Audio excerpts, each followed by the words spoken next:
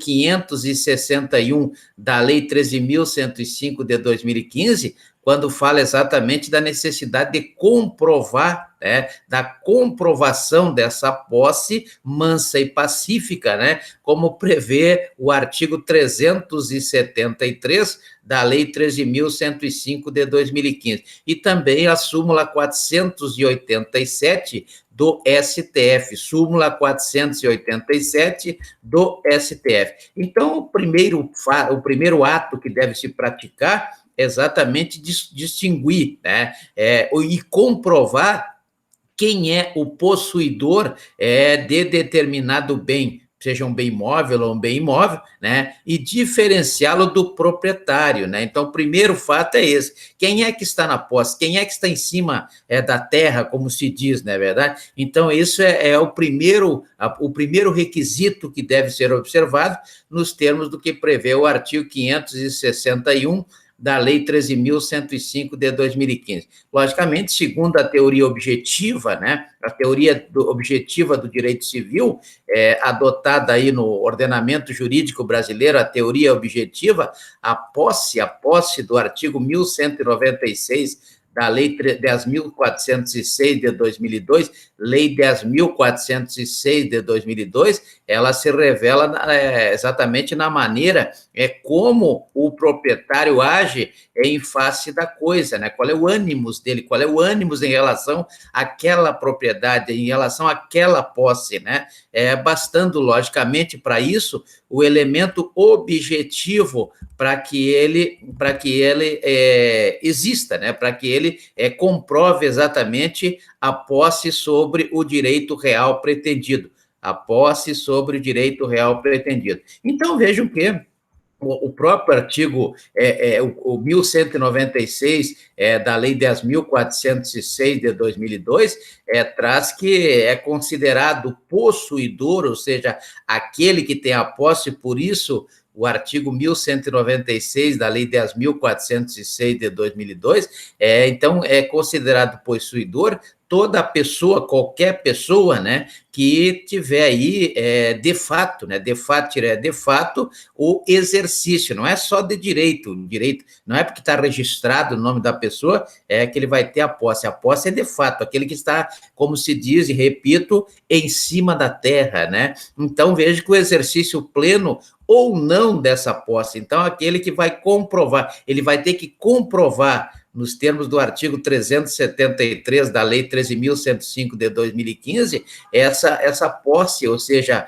na verdade, tem de fato essa posse, o exercício, ele tem o exercício pleno ou não, né, seja pleno ou não, de alguns dos poderes inerentes à propriedade, como eu já falei, o domínio pela metade, né, então tem que provar que ele está usando e gozando daquela terra. Então, logicamente, aí a título de diferenciação, o proprietário, aquele lá do artigo 1228 da Lei 10.406 de 2002, que tem aí o domínio, ou seja, as quatro propriedades, né, os quatro poderes, né, os poderes de usar, gozar, dispor e reivindicar. O proprietário é aquele que, segundo, como já falei, o artigo 1228 da Lei 10.406 de 2002, tem a faculdade, né, a faculdade de usar, gozar, dispor e reivindicar, né, e também o direito de reavê-la, ou seja, reavê-la significa reivindicar.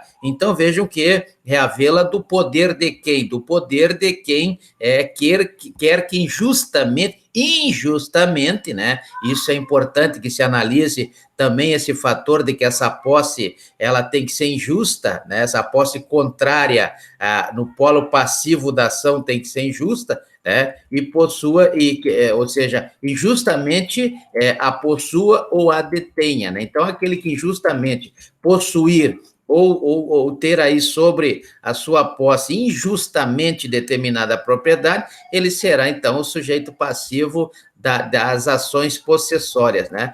O artigo 1210 da Lei 10.406 de 2002, que fala sobre o chamado desforço imediato, né? Desforço imediato é uma forma de autotutela, onde o Estado, por lei, permite que o cidadão resolva aí o conflito de forma, vamos dizer assim, forma sozinha, né? Ele resolva por conta dele, né? Por conta própria, como se diz. Então, esse é o exercício da autotutela, não é da autocomposição e nem da heterocomposição, e sim da autotutela. Então, na verdade, é mais ou menos analogicamente ao que prevê o artigo 25 do Código Penal, quando traz aí a legítima defesa, né? Então, o artigo 1210 da Lei 10.406 de 2002 diz que o possuidor, aquele que detém a posse, nos termos do artigo 1196 da Lei 10.406 de 2002, tem o direito de ser mantido na posse, né?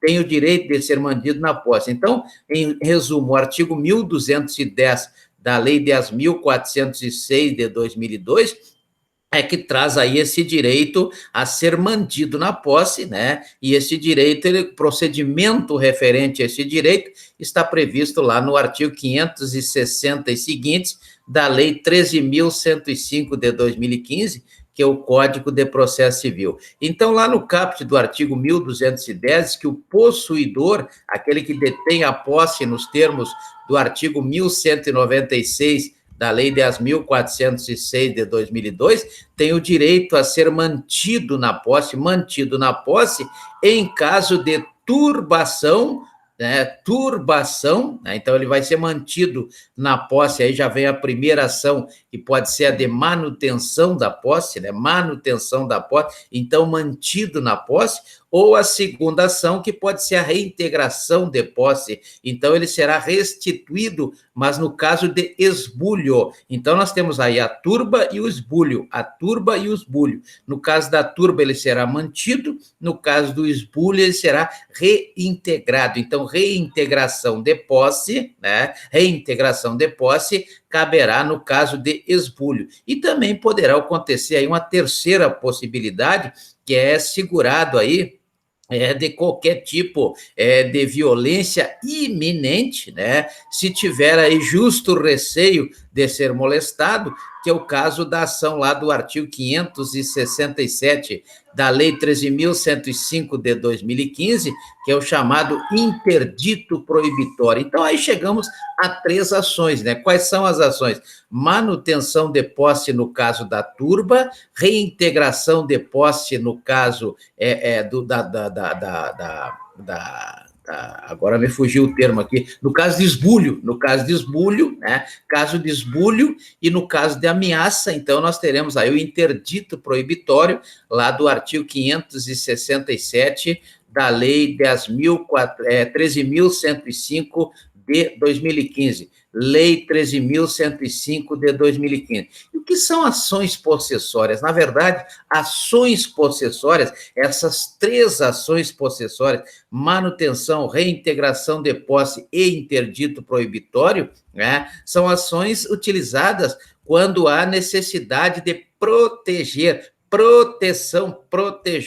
a posse do artigo 1196 da Lei 10.406 de 2002, de determinado bem, seja um bem móvel do artigo 92, ou seja, um bem imóvel do artigo 79 da Lei 10.406 de 2002. Enfim, a posse do artigo 1196 da Lei 10.406 de 2002 é considerada lesada, violada, quando houver aí ameaça, né? Ameaça ou turbação ou esbulho. Ameaça, turbação ou esbulho. Então, quando houver ameaça, interdito proibitório. Quando houver turbação, será manutenção da posse, e quando houver esbulho, será reintegração da posse, dependendo aí, então, do grau de ofensa, o grau de violação, né? Então, aqui cabe, logicamente, o entendimento primeiro, né? O que é um esbulho? Esbulho que causa aí, quando a pessoa é esbulhada